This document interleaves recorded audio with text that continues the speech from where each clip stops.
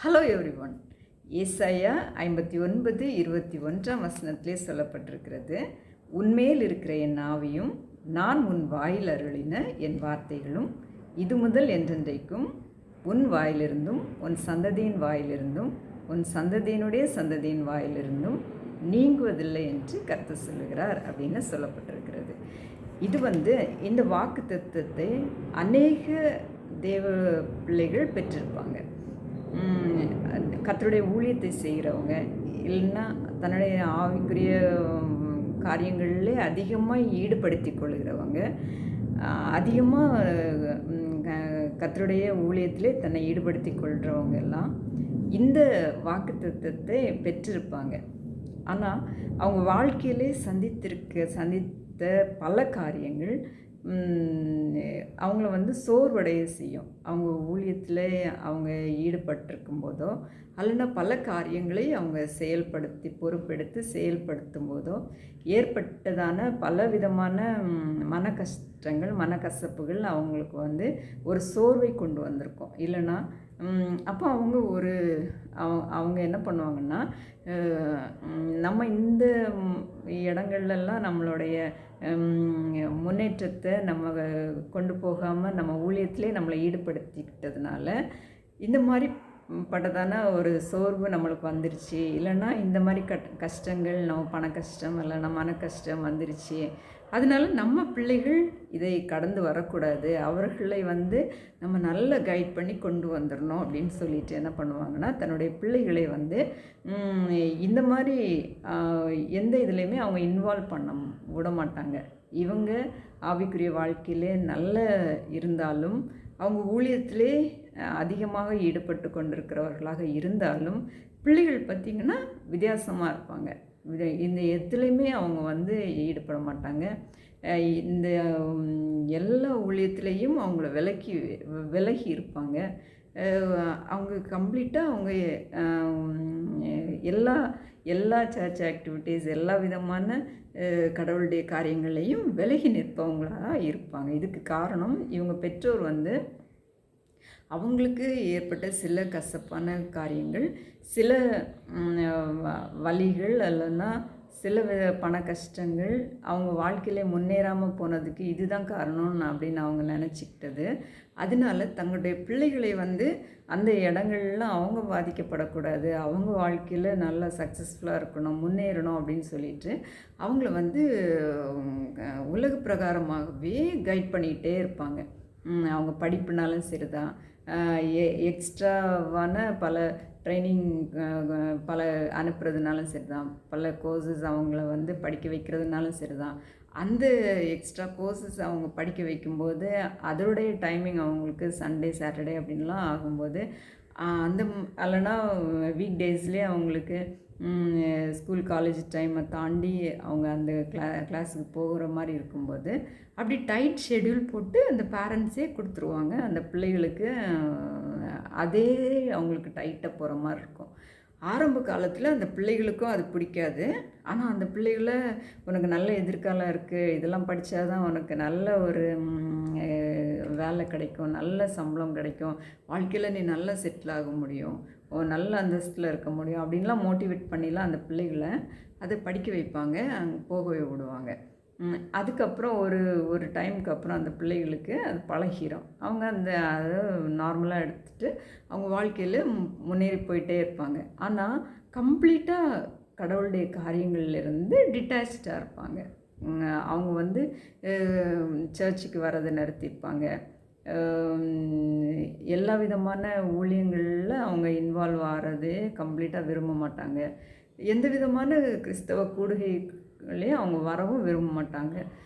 இதில் எல்லாத்துலேயுமே அவங்க டிட்டாச்சாக தான் இருப்பாங்க. ஆனால் பேரண்ட்ஸ் பார்த்திங்கன்னா இது எல்லாத்துலேயுமே அவங்க இன்வால்வ்டாக இருப்பாங்க.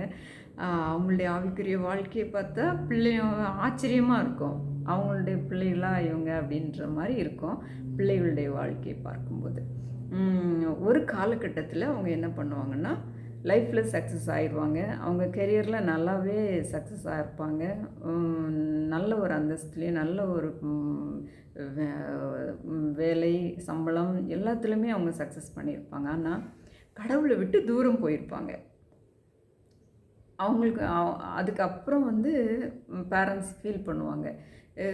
எல்லாத்துலேயுமே சக்ஸஸ் ஆகிட்டா தான் பிள்ளை இந்த வேலையெல்லாம் இந்த சம்பாத்தியத்தை எல்லாம் கர்த்தர் தான் எனக்கு கொடுத்தார், கர்த்தர் தான் எனக்கு இதெல்லாம் ஆசீர்வாதத்தை கொடுத்தார், நன்றியோட பிள்ளை இன்னும் நல்லா கடவுளுக்காக நிற்கும் அப்படின்னு நினைப்பாங்க. ஆனால் அது நடக்காது.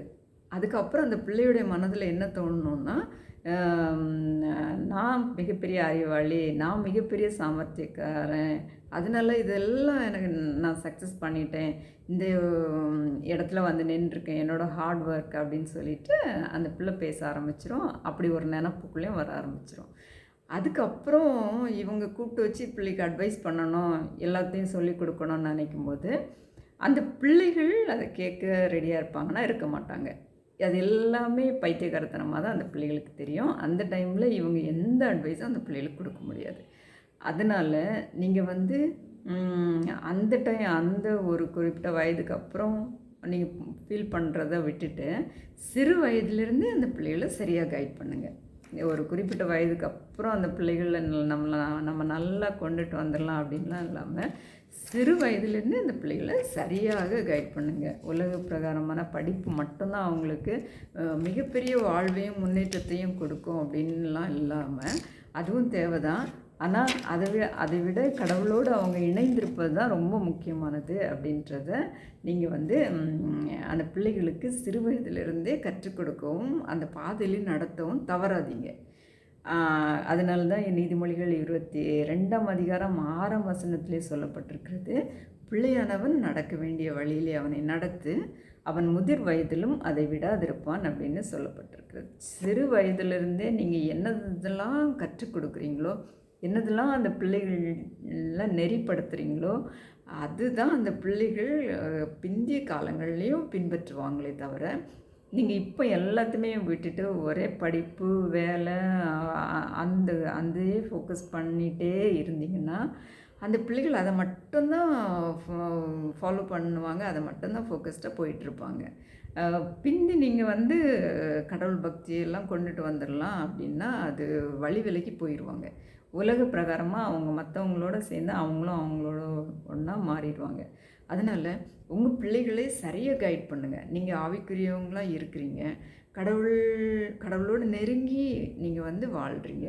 அப்போ உங்கள் பிள்ளைகளை வந்து நீங்கள் சரியானபடி அப்படியே நடத்த தவறாதீங்க. நீங்கள் வந்து நான் இப்படி இருந்து எல்லாத்தையும் தோற்று போனேன், எல்லாமே கீழாக போயிட்டேன், நான் இந்த இதெல்லாம் க்ரோ ஆகாமல் போயிட்டேன் அப்படின்னு சொல்லிட்டு நொந்துக்கிட்டே இருக்கும்போது உங்கள் பிள்ளைகள் எப்படி கடவுளுக்குள்ளாக வருவாங்க? உங்களுக்கு தெரியும், நிறைய காலங்களில் நீங்கள் அடிபட்டிருப்பீங்க, நிறைய கஷ்டங்களை நீங்கள் ஃபேஸ் பண்ணியிருப்பீங்க. ஆனால் எல்லா காலத்துலேயும் கஷ்டமாக தான் இருந்தீங்களா அப்படின்னா இல்லை. கர்த்தர் பல காரியங்களில் உங்களை தூக்கி எடுத்திருப்பார், உங்களை பல இடங்களில் கர்த்தர் வித்தியாசமாக நடத்தியிருப்பார், உங்களை கொண்டு வந்திருப்பார், அது உங்களுக்கு தெரியும். ஆனால் உங்கள் பிள்ளைகிட்ட நீங்கள் காமிக்கிறது எல்லாமே கஷ்டமும் ஏதோ நீங்கள் படுற ஏதோ ஒரு வேதனையை தான் நீங்கள் அந்த பிள்ளைகிட்ட காமிக்கும்போது அந்த பிள்ளைகளையும் நீங்கள் வந்து சரியாக நடத்தாமல் போகும்போது இந்த கர்த்தருடைய ஊழியத்துக்கென்று கர்த்தருடைய காரியங்களில் ஈடுபடுவதற்காக உங்களை அழைத்த கர்த்தர் உங்கள் சந்ததிக்கும் இதே வாக்குத்தத்தத்தையும் கொடுத்த கர்த்தர் அந்த வாக்குத்தத்தத்தை உங்களுடைய சந்ததியுடைய வாழ்க்கையிலே நிறைவேற்ற முடியாமலே போயிடும். அதனால் நீங்கள் பேரண்ட்ஸ் அதை சரியாக செய்யும்போது மட்டும்தான் இந்த வார்த்தை அந்த பிள்ளைகளுடைய வாழ்க்கையிலே நடக்கும். உன்மேல் இருக்கிற என் ஆவியும் கர்த்தர் உன் வாயில் அருளின என் வார்த்தைகளும் உன் சந்ததியை விட்டும் உன் சந்ததியின் சந்ததியை விட்டும் என்றென்றும் நீங்குவதில்லை என்ற வாக்குத்தத்தம் நீங்கள் அதை சரியாக பிள்ளைகளை கைட் பண்ணி நடத்தும் போது மட்டும்தான் நிறைவேறும். அதை இன்றைக்கி தெரிஞ்சுக்கோங்க. அதனால தான் அந்த பிள்ளைகளை வந்து சிறு வயதிலிருந்தே நீங்கள் என்னதெல்லாம் கற்றுக் கொடுக்க வேண்டுமோ, கடவுள் பயபக்தி என்னதெல்லாம் கற்றுக் கொடுக்க வேண்டுமோ அது எல்லாவற்றையும் சரியாக கற்றுக் கொடுங்க. அந்த பிள்ளைகளுக்கு சரியாக கைட் பண்ணுங்கள்.